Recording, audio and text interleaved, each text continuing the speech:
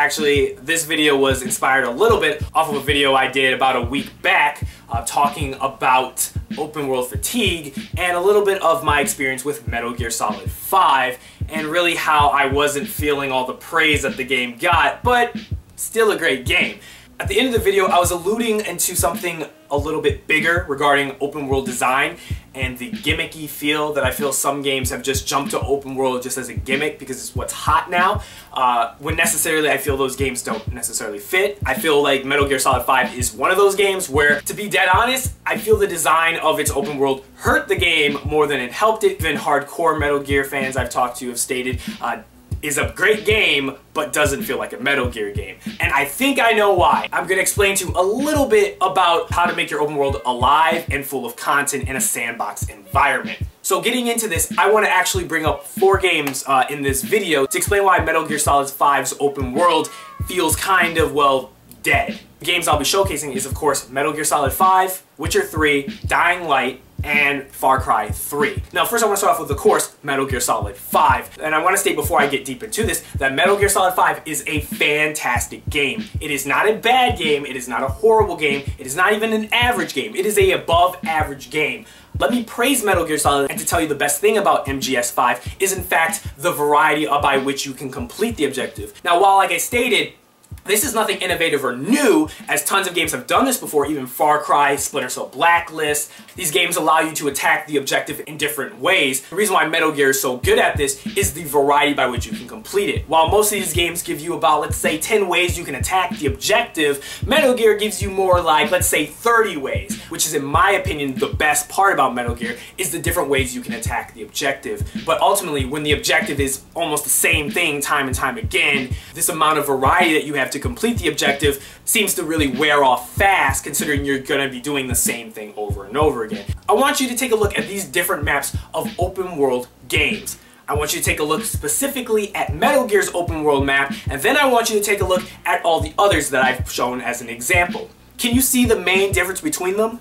If you guessed icons, then yes, you are correct. The biggest thing I noticed while I was playing Metal Gear is the lack of activities Metal Gear Solid has. Going back to my video about open world fatigue, Metal Gear Solid 5 has really 2 different mission structures that can lead to a sort of repetitive design. These 2 things consist of a rescuing operation or an assassination operation. I went over all the mission lists for both side quests and main quests, and I can pretty much almost confirm that 80 to 85% of all the missions say either extract or eliminate on them. Now someone may say, well, it's a shooter, so ultimately, why is this a problem, considering all you can do in a shooter is just shoot people? I'm not saying Metal Gear Solid's game design as a whole is repetitive, but its main structure of the things you need to accomplish are very repetitive and very well limited, due to the fact that, well, the open world isn't alive. And this is where the flaw of Metal Gear Solid 5 truly starts to show. When I'm looking at game design when it comes to open worlds, the ones that I love the most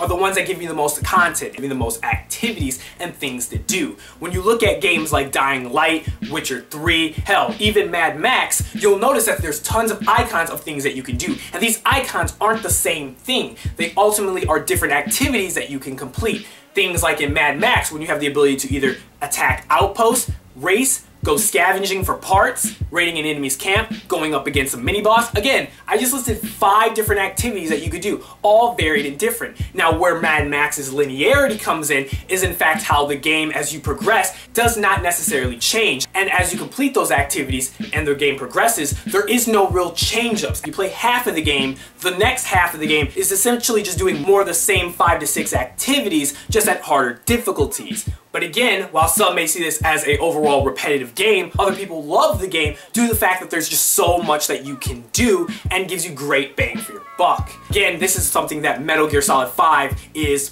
missing. There are no activities due to the way that the mission structures are set up. The best way to even prove this point is to go to the free roaming section of the mission selection screen and just going into one of these open worlds. Go to Afghanistan and free roam without any mission objective and you will immediately see nothing. It is barren. There is nothing for you to complete unless you select a side op or main op to do. The big thing about open worlds is to make them feel alive, and the biggest thing like games like Witcher 3 and Skyrim allow you to achieve is you can go off the beaten path and find something to do that necessarily doesn't revolve around doing the main story or the side quest. These exploration queues that Witcher 3 does great when you can see on the map is a bunch of question marks where you don't know necessarily what's going to be there, but you go there. Why? Because you're curious. A lot of the time, however, I didn't even actively search for these question marks. I was just walking around aimlessly and I ran into a monster nest, or I ran into a cave, which ultimately I found some amazing loot in. Again, these are those dynamic events that allow Witcher 3's world to come alive, where bandits will be waiting for you and just ambush you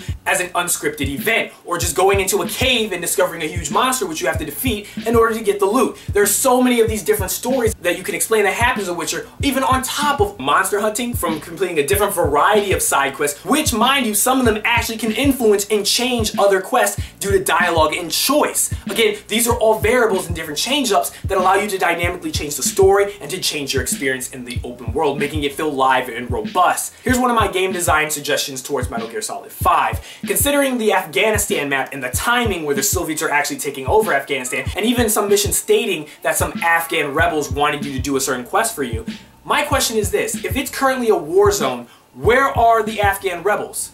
Where is this other faction that's talked about in the game, but it's never actually shown?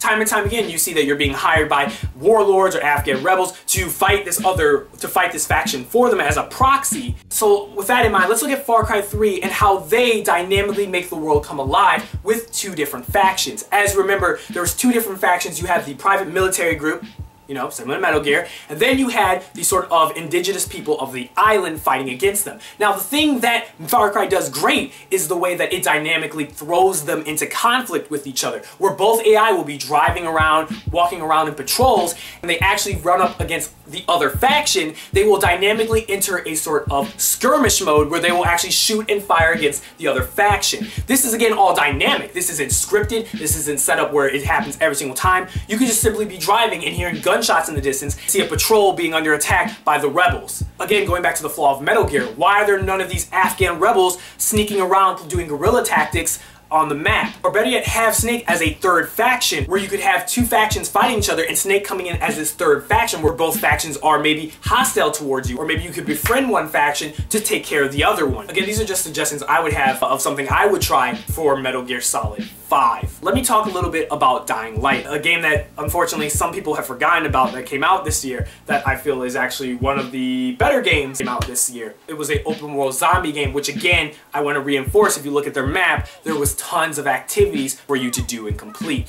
With the variety and change up of different ways of completing the objective due to the sandbox nature of the game and the dynamic loot system and way of customization of your weapons, this again is just reinforcement to show you of how you can have an open world game, such as moving in more into those open world moments where out of nowhere you'll hear somebody crying out for help and you can go save them, or even better yet, the dynamic event of a supply drop being dropped in the city and you going to investigate and seeing that Rise's faction got there first and having to fight them and take it.